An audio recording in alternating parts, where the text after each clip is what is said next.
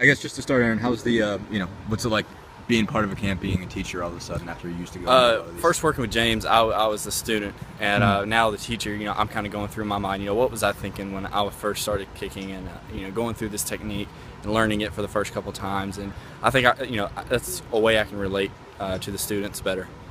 What are you learning by teaching? I mean, I talked to James a little bit about it yesterday. Sometimes when you have to verbalize stuff and tell people how to do things, you almost get your own technique better. You're reviewing things that you may have forgot. Just a little simple stuff that oh hey, I can go back and work on this, make this better, and maybe that'll help me with something else that I'm working on later down the road into more complicated stuff. But just going back and teaching it, and oh yeah, I forgot. This is what I was supposed to do. Probably haven't been thinking about that. So going back, and it's really helping me also. You've obviously been to a lot of camps with him. Is this the first time you've taught one? Is this the first time you kind of? No, this isn't the first time. I've done a couple others, but I think one of this size in Knoxville, close to Tennessee, this is just something a little more special than the others. Okay. How long have you known James? I mean, he said he's been working for about 5 years. Is that right? Yeah, I met him in my freshman year of high school, and just been working with him over the years, and just building a strong relationship. And I love James. He's been a really huge influential part in my development as a kicker, and probably a person too. Is he a guy that you remember watching growing up? And I'm trying to think of how old you would have been when he was in school. But do you remember watching? Yeah, I think I was third, fourth grade in 2005. So yeah, I mean, I grew up a Vols fan, so I've kind of followed him throughout his collegiate career, and then knowing him now, it's just amazing. How did you guys, I guess, get to know him? What you said, when was kind of your first contact with him?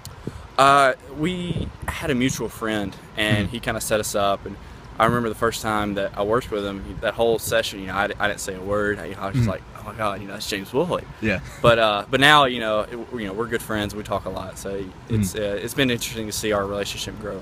He said you're kind of his guinea pig in general. It seems like whenever he comes up with something new to deal with, you're usually the first guy that has to go through it. Is that about right? And what are some of the things he's made you try, I guess, to probably drills, I would say, would be the most things that he would have me do, and I would give him feedback hey, this is what I'm feeling, this is I don't think this is going to work, I'm not getting this, maybe we could try something else or tweak it a little bit. But having that communication back and forth between student and teacher is critical, I think. Does that usually happen in camps, or does he call you and say, hey, go try 100 of these, tell me what you think, or something like that? Usually it'll happen in a session. It's kind of hard to, because I'm a visual learner, so I have to see somebody do it, and then I'm like, okay, well, I torque my body this way. Right. So usually it happens like in a session. What are some of the most important things that you've learned from him? I guess, what are maybe tweaks that you've made because probably the mental side of kicking, what I should be thinking, and paying small attention to details. So that's really the most what I've took away from him besides the technique. Talking to him, he said that when he got to the NFL, he realized just how much he didn't know, that there was a lot of technical things he didn't understand. It seems like he's sort of even though he's not making push for the league anymore, he basically went out to just try to change that. Is that kind of something he tried to get in your head, like, hey, you might have a lot of talent, but the technical things are what separate you? Right. And seeing Corey go through it and being with the Redskins, that gave me a lot of perception. Corey's a great kicker, and he's still not, hasn't signed with the team. So it takes that extra level of kicking to be able to make a team.